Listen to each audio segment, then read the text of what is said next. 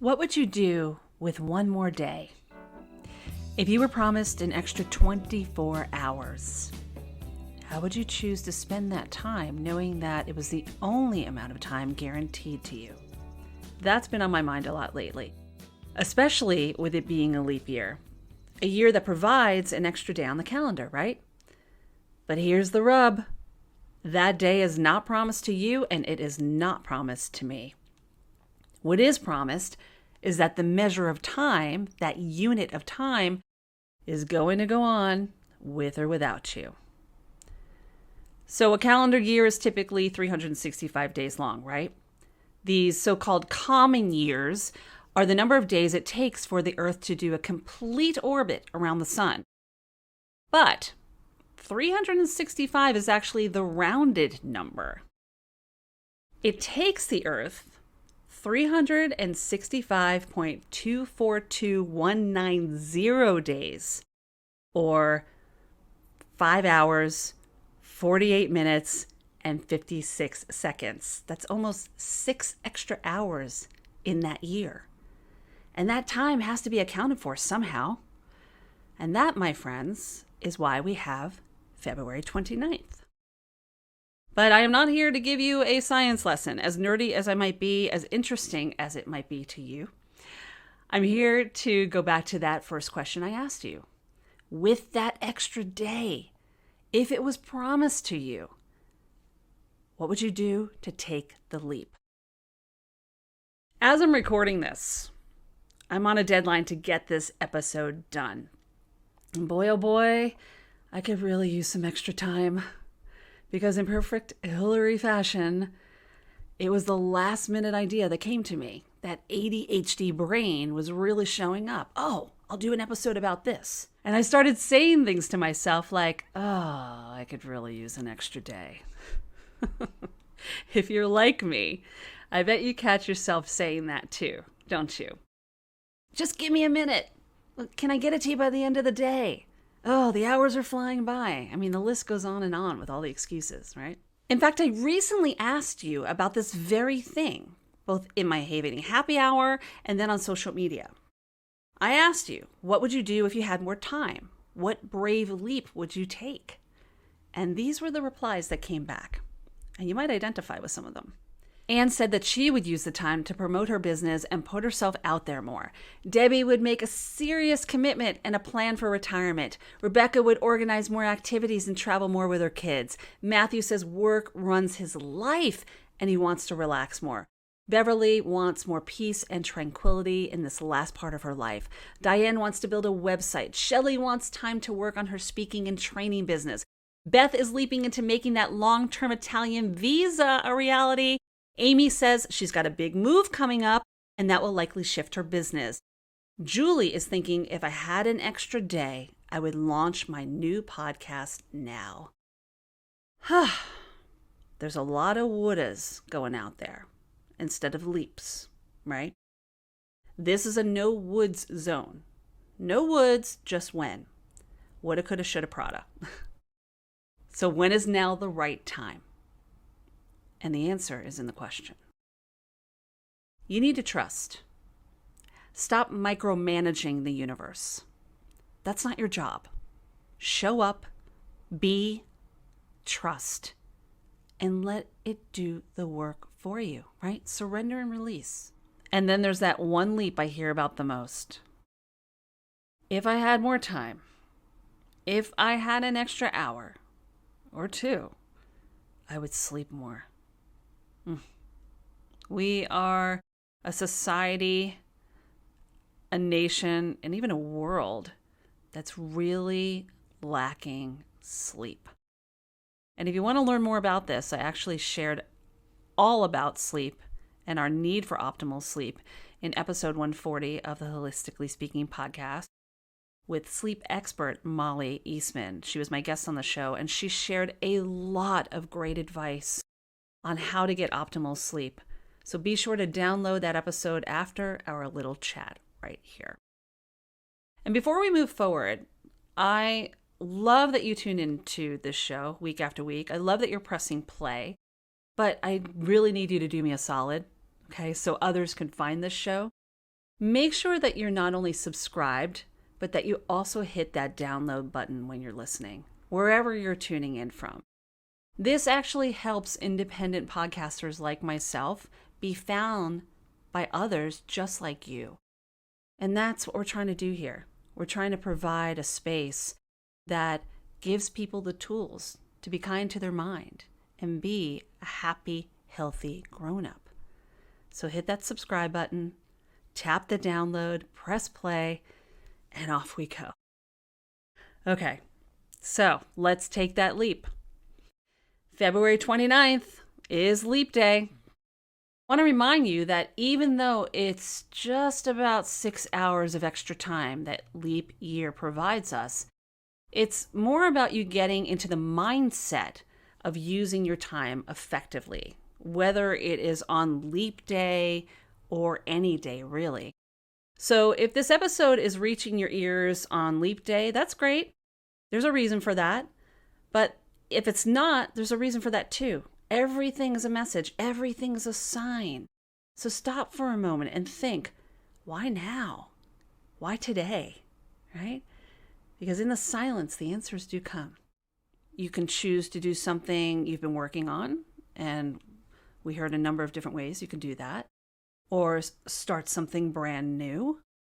You heard many examples of people wanting to dive into something that could really benefit their lives. And that's the beauty of life. You choose to choose. And if you're feeling a bit of self-doubt with trying something new or diving into something and leaping into something you've been thinking about, but it's been on the back burner, you just need to hug it out. And I'm going to help you with that. And you're going to love what I have to share. I have a special gift for you on this episode. I've never done this before. I'm sharing a link to download my Hug It Out Challenge for free. 5 days to add more awareness, allowance, and alignment in your life with humor, understanding, and gratitude. H-U-G. Gotta hug it out. So make sure you check the link in the podcast notes of this episode to grab that PDF. It is absolutely free. It's the first time I've ever shared it, like I said, this version. And I want you to reach out to me afterwards. After you download it, after you do the 5 days, let me know how it's going for you. Choosing little changes in your everyday is what is going to create the space for the life that you deserve. And I want to help you do that. And part of that extra time is to provide you with ways to get you in the flow. Because sometimes taking that first step is the hardest into that leap, right? That first push. When you hug it out with yourself to be brave and to take the leap, knowing that you will not fall. And even if you do, you will get back up, right? Weebles wobble, but they don't fall down. The one place to start is always with self-care. So I want you to take a deep breath and connect to what I'm about to share with you. Sometimes, even with a little extra time, you procrastinate, don't you? I'll do it tomorrow. I'll get it done at some point. You think that time is promised to you. It's not.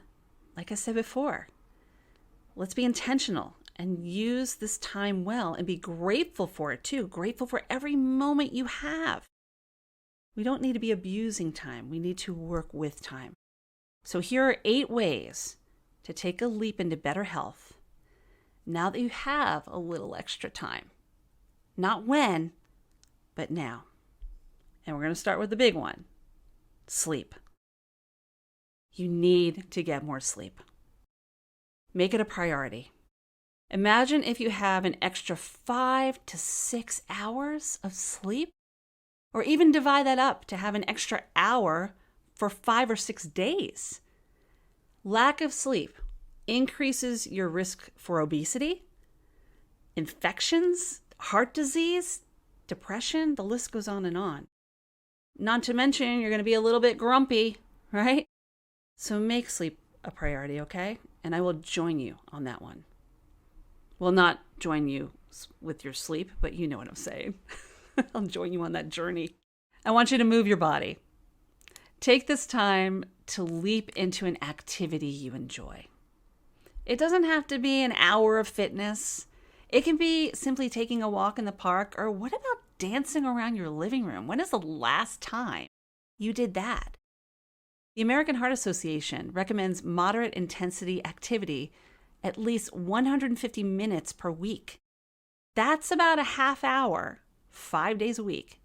You have 30 minutes. Use it effectively. That's time well spent. I want you to connect. Give yourself more time for human connection. It can be coffee with a friend or even a phone call.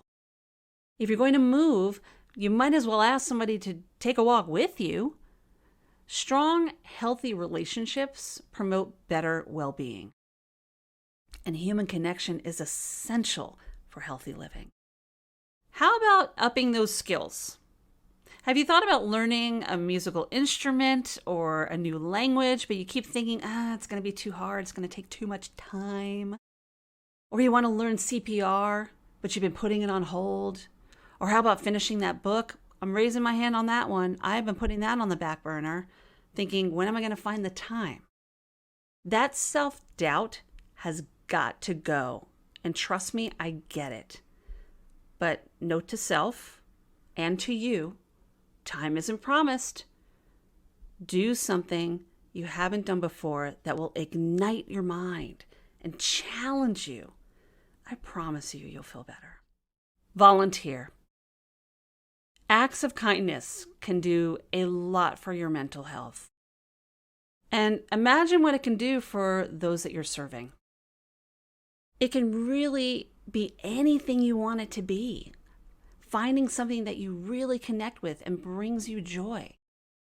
So a little story for you. When I was living in New York City, I was a volunteer for therapeutic horseback riding. Yes, there are actually horse stables in New York City. It brought me such joy, right? It aligned with what I love, children, animals, being of service. So look for those moments. What do you love? Find that thing and then lend a hand. You're going to feel so much better when you do. And yes, you have the time, or you're going to make the time, right? Eat, manja. That's our next one. And yes, you should enjoy foods you love. Have you ever wondered why people in areas like the blue zones are breaking the 100 mark, living past 100? They eat foods that are healthy, but they also eat foods they enjoy, and food is a relationship. And you might remember my conversation with Blue Zone's founder, Dan Buettner, on episode 66, when we talked about the 9 principles of longevity. Nourishment is more than just what you physically eat. Your relationship with yourself includes everything around you, so treat yourself. Why rob yourself of life's pleasures? And if you need help creating a better relationship with food, if that's something you struggle with, I gotcha. There's a link in the notes of this episode to support you on that journey, because we'll get you there. I want you to pamper yourself. You don't have to hit the spa to treat yourself right, okay? One of my favorite things to do is take a bubble bath. I am a bubble bath fanatic. And I love to soak, and I love to sit in the tub. It can be as simple as that. It can be anything you want it to be, actually. Read a book. Just rest your eyes for a little bit. Listen to some great music. And look, I'm a gal that also loves bumping it up a notch and hitting a spa or getting a massage or a mani-pedi. You can do that too. Maybe a run or a hike. Or even better, a little havening session, a little CPR for your amygdala. Pampering yourself will help boost your mood. So why wouldn't you want to add that to your day? And last but not least, gratitude. Practice gratitude every day, numerous times a day, for the little things and the big things. I can't say that enough. And I know I've said this numerous times on this podcast. When you start your day with 2 minutes of gratitude compared to 3 minutes of grabbing your phone and going and doing and getting up and moving and not really giving yourself time to appreciate you and the things that you provide in this world and put out there in the world, and even the things around you that bring you joy, those 2 minutes, 6 to 8 hours later, have a 27% more likelihood of bringing you a good day, a happy day, compared to those 3 minutes doing that other thing. That's a lot of time to put on the table. And that G in the gratitude is the HUG and hug it out. And it's not just about that gratitude, like I said, towards others and experiences. It really starts with self. It begins within. That's where I want you to start. Those small moments of appreciation are going to make big dents in happy living. So that's it. 8 ideas. 8 ideas, sunshine. Imagine what you can do if you just take one step forward into that leap and be brave.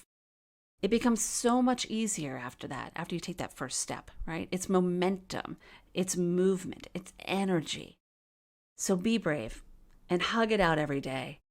And remember to download that 5-day challenge, the Hug It Out Challenge. It is my gift to you to take that brave leap into a new day and a new possibility. And of course, I want to thank you for tuning in week after week. Thank you for subscribing, for downloading so others find this show too, and reminding me to keep showing up. That's what you do for me. Keep showing up and keep pressing record, Hill.